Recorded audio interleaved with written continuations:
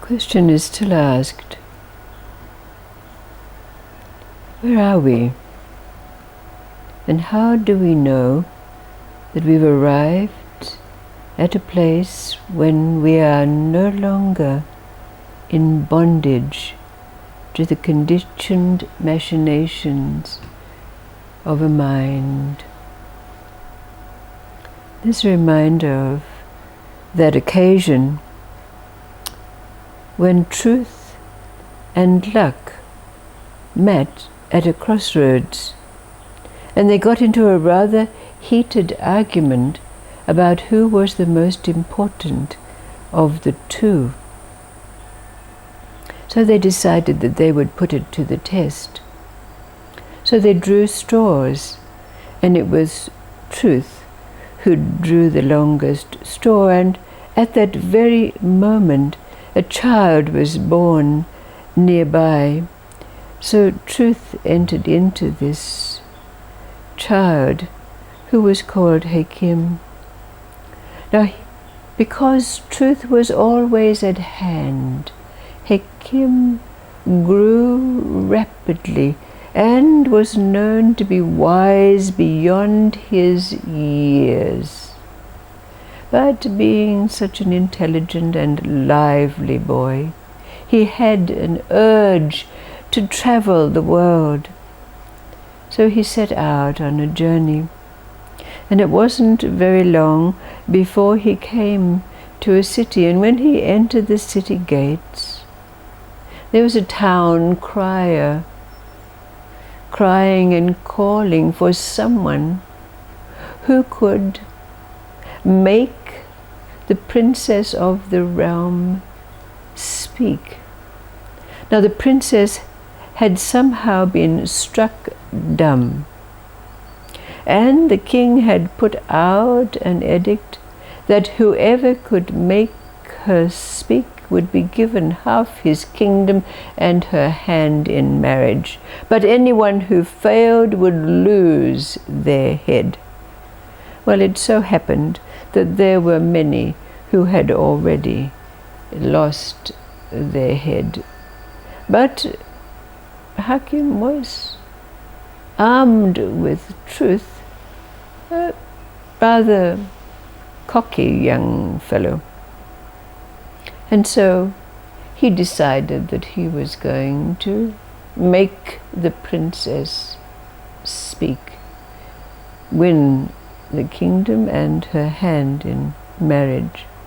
So he presented himself to the palace, and when he was brought into the presence of the king, when the king saw this rather peasant-looking boy, he didn't hold out much hopes for him, but sent him along to the princess's chamber, where, in the company of several servants who were there to witness, Hakim was left to do what he set out to do. Now, when Hakim entered the room, he hardly took notice of the princess. He gazed up at the ceiling, at the chandelier, and he said, "Chandelier, I have a question for you." He said, there was a woodcarver, a tailor, and a scholar who were out traveling one day, and because they were in a place where there were a lot of robbers, they decided that someone would have to keep guard and take turns through the night. So it so happened that the woodcarver was the first to be the sentry, but the night was long, the moon was high, and he was bored. So it just happened that he saw a piece of wood lying nearby, so he took the wood and he started to carve it. And he carved it in the form of a maiden. Now, just when he'd finished the last chipping away, it was time for the tailor to wake up and take his turn. But he too was bored having to sit there, and it so happened that he had in his satchel some cloth. So he spent a time making a garment for the maiden that had been carved. And then, after a time, it was the turn of the scholar to be on vigil. And the scholar, seeing this beautiful maiden clad in a very nice gown, he decided that he would teach her to speak, to animate her. And this he did. Well, the morning arrived, said Hakim to the chandelier, and all three of the men got into an argument as to who she belonged to. The woodcarver said, I carved her, she belongs to me. Cloth merchant said, I made her garments, she belongs to me. And the scholar said, she belongs to me, I animated her. Chandelier, who do you think she belonged to? Well, the princess couldn't help herself. She said, oh, she belongs to the one who made her speak. But as it so happened, the servants who were supposed to be witnessing had fallen asleep and didn't hear the princess speak. So, of course, thinking that Hakim had failed, he was hauled away to have his head lopped. So he was taken down to the chopping block, and his head was laid over the block. Just at that moment, Luck came along and said, look what a fine mess you made of all this, move over. And just as the sword was about to descend on his neck, the princess came out of her chamber onto the balcony and looked over and saw Hakim. Stop! This is the man that I'm going to marry. And so Hakim's life was saved. And of course, he earned half the kingdom and the princess's hand. But then, of course, Luck said, well, you see. But, they both decided that really they worked well together. So they went off and joined forces, and Luck and Truth became boon companions for the rest of their days. And then there's a little anecdote about Ishan Khan. Now, Ishan Khan was a great Sufi. And there was a time when he sent one of his followers out, instructing him to go alone and seek lucky people. And when he found these lucky people, he was to eat with them, share with them, listen to them, take up service with them to earn a living.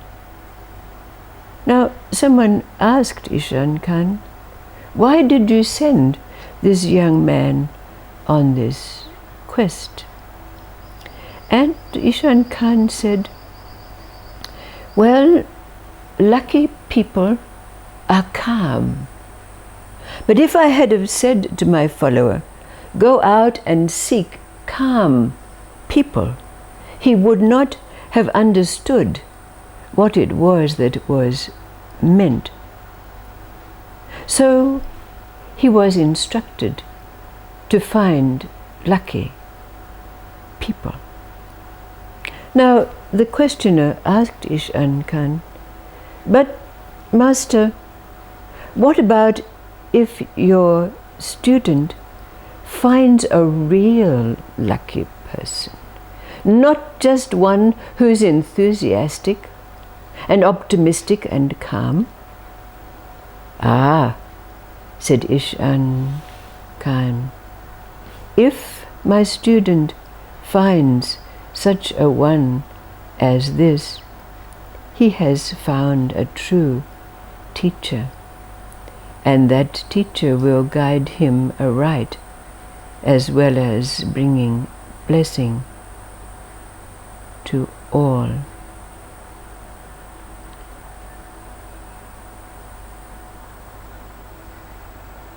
What is your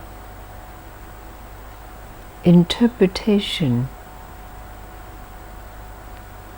of these stories? What is meant by luck to your experience now?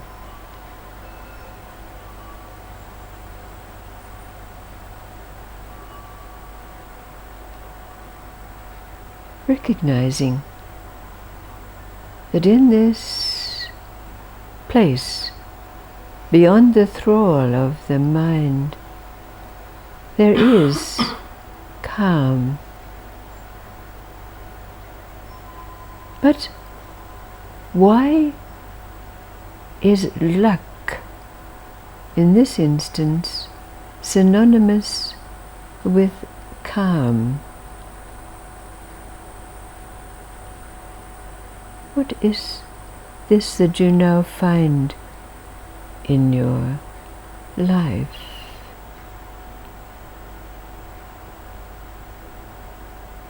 That in this instance is called luck, but not luck as we knew it before. So can you kindness you are aware of what needs to be done and the synchronicities that come forward to create them? Okay. It misses a few to Yes. So, isn't it?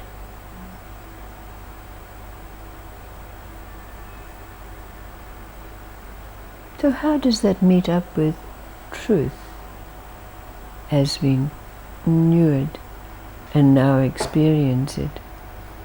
Truth and luck. What do they bring about?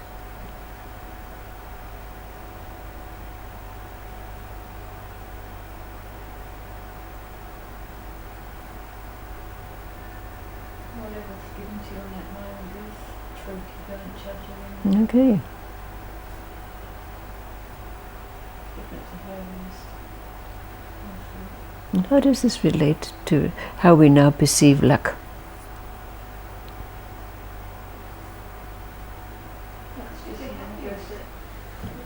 If you're happy with it, it is lucky. All right. There's not a judgment about it. Mm-hmm. Then yes, you will always appear calm. That's right. That's right, isn't it? Comes down to, reminds me of that could be good, could be bad. Yes. Story. The story. Yes. The man. Yes. There was. Yes. well, the whole universe conspires to assist what we need in that Exactly. moment. So it's And that's another thing that we come. Yes. Yes. Yes. Yes. Yes. Thank you. Thank you.